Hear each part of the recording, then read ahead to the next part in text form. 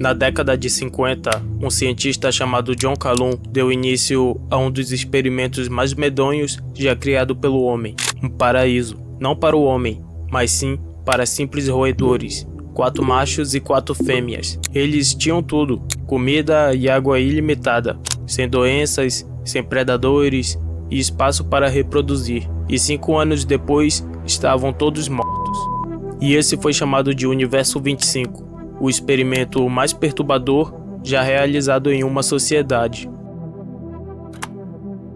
Em 1968, o cientista americano chamado John Calhoun construiu algo que ele chamava de paraíso para roedores. Ninhos em todos os cantos da gaiola, temperatura mantida perfeitamente estável, as gaiolas eram limpas manualmente, seguindo uma rotina semanal. Esses roedores eram as espécimes mais saudáveis da colônia de reprodução, segundo o Instituto Nacional de Saúde. Calhoun era antologista e passou toda a carreira obcecado por uma pergunta específica: o que acontece com uma sociedade quando nada mais é difícil? Ele já buscava essa resposta havia 2 décadas, quando chegou a esse experimento. Antes disso, já havia construído versões anteriores em uma floresta em Maryland e em um cercado de celeiro em salas de laboratório. 24 experimentos, um depois do outro. Cada um paraíso diferente para ratos e camundongos, sem escassez, sem predadores e sem possibilidade de fuga. E em todos eles, ele observou o mesmo padrão: a população explodia, a violência aumentava, o acasalamento se distorcia em algo perturbador e hiperativo, depois entrava em colapso e virava apatia. Então a colônia morria. Ele havia documentado esse padrão 24 vezes. O 25º deveria ser o experimento perfeito, a resposta final, que ninguém poderia contestar. Ele montou tudo dentro de um laboratório federal de pesquisa em Maryland. Um cercado quadrado de aproximadamente 2,7 metros de lado, com apartamentos empilhados ao longo de todas as paredes, acessados por túneis de malha que iam do chão ao teto. Calhoun os chamava de apartamentos sem elevador. Cada um era abastecido por funis de ração que nunca ficavam vazios e garrafas de água que nunca secavam. Ele calculou que o espaço poderia sustentar confortavelmente cerca de 3.800 camundongos, mas a colônia nunca chegaria perto desse número. No primeiro dia, ele colocou os 8 roedores lá dentro e fechou a tampa. Nos primeiros 104 dias, quase nada aconteceu. Os roedores exploraram o ambiente, aprenderam a geografia do lugar e definiram quem dormiria onde. Então nasceram as primeiras ninhadas e a população começou a dobrar. A cada 55 dias, havia o dobro de camundongos em uma relação no período anterior. No dia 315, mais de 600 animais viviam ali dentro. Eles subiam uns sobre os outros nas rampas, dormiam em montes e disputavam espaço para ninhos nos andares superiores dos apartamentos. Foi nesse momento que tudo começou a desmoronar. Porque em uma colônia normal de ratos, quando a população cresce além do que o território consegue absorver, os ratos excedentes vão embora. Eles migram, procuram um novo território em um outro lugar. Mas dentro do Universo 25 não havia outro lugar novo para explorar. Então os machos jovens, sem ter para onde ir e sem nenhum papel para cumprir, começaram a se reunir no centro do recinto. Eles se aglomeravam fazendo uma pilha de corpos. Calhoun ficava horas observando de cima da estrutura, vendo-os fazer absolutamente nada. Eles não tinham brigas para vencer, fêmeas para cortejar, nem território para defender. Eram saudáveis, bem alimentados e não tinham absolutamente nada para fazer. Quando um deles era atacado por outro roedor, não reagia, apenas ficava deitado, observando o dano. Depois se levantava, andava alguns passos e se deitava novamente. Mas nem todos os machos ficaram quietos. Um segundo grupo surgiu ao mesmo tempo, no extremo oposto do recinto. Eles eram diferentes, frenéticos e indiscriminados. Moviam-se pelo recinto mais rápido do que qualquer outro camundongo. Invadiam ninhos que outros machos tentavam defender, ignoravam os rituais de acasalamento que os outros ratos ainda seguiam e se recusavam a recuar, mesmo diante dos machos dominantes. E nas áreas de baixo IDH da colônia, começaram a surgir comportamentos que nenhuma sociedade funcional de camundongos havia produzido antes. As fêmeas responderam com o próprio isolamento.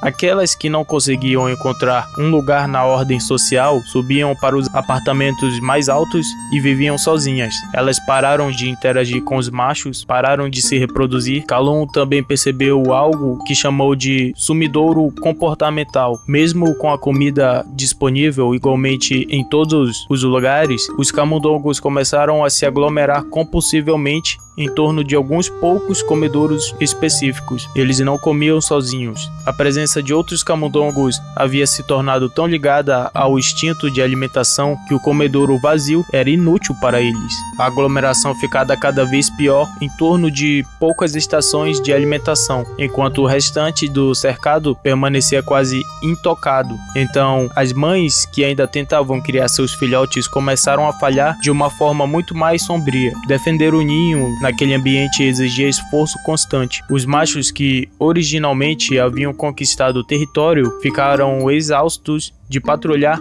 e pararam de proteger suas famílias. As mães que precisaram defender o ninho sozinhas enquanto ainda amamentavam, elas simplesmente se voltaram contra seus próprios filhotes, chegando ao ponto de abandoná-los em lugares aleatórios pelo recinto. Algumas esqueciam quais filhotes eram os seus, outras deixavam de reconhecê-los e nos períodos mais extremos, as mães começaram a comer a própria cria. Em algumas áreas da colônia, menos de 1 a cada 20 camundongos recém-nascidos sobrevivia até o desmame. Calum escreveria mais tarde que, naquele ponto, o tecido social da colônia estava efetivamente morto. Os corpos ainda estavam vivos, mas a estrutura que mantinha unidos como espécie já não existia. Os filhotes que sobreviveram eram criados por mães que mal se importavam se eles viveriam ou não. Eles não tinham nenhum modelo de como seria uma vida funcional dentro daquele lugar. E quando cresceram,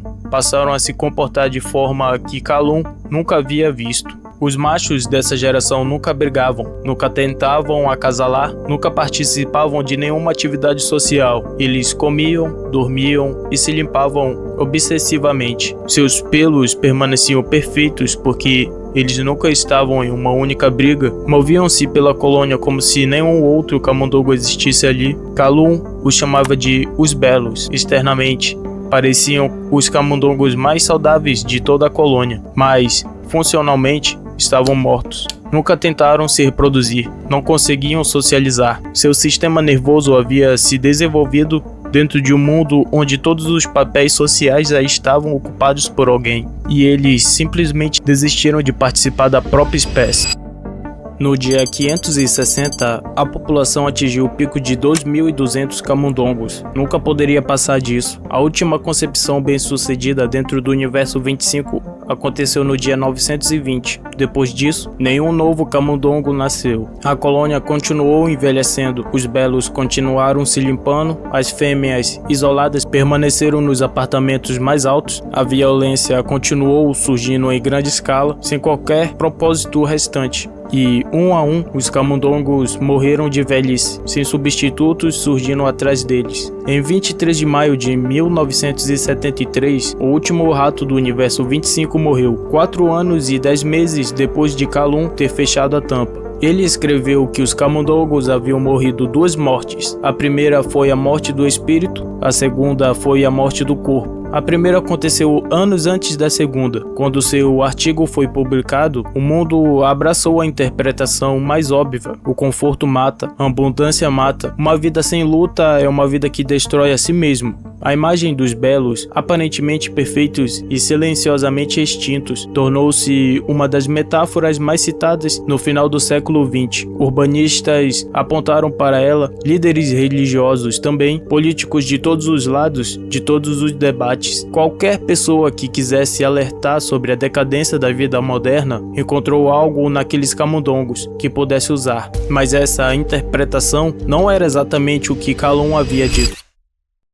A verdadeira conclusão estava no próprio artigo. Em suas próprias palavras, para um animal tão complexo ao ser humano, ele escreveu: um colapso semelhante não era apenas possível, era lógico. Se o número de indivíduos capazes de ocupar papéis significativos excede muito o número de papéis disponíveis, apenas a violência e a ruptura podem acontecer. O assassino não era o conforto, era o desaparecimento de papéis significativos. Quando a população cresceu mais rápido do que a quantidade de papéis significativos que a colônia poderia oferecer, os camundongos sem lugar deixaram de funcionar. Os lutadores não tinham mais com quem lutar. As mães defendiam ninhos que ninguém as ajudava a manter. Os jovens cresciam sem nada que se esperasse que herdassem. A estrutura que dava a cada camundongo uma razão de participar da espécie evaporou. A comida nunca acabou, a água nunca acabou. O que acabou foi algo que ninguém havia pensado em colocar no paraíso desde o início. O conforto não os matou. Ele apenas removeu o atrito que fazia estar vivo parecer algo com sentido. E aqui está a segunda parte que quase ninguém cita. O próprio Calum não era o pessimista.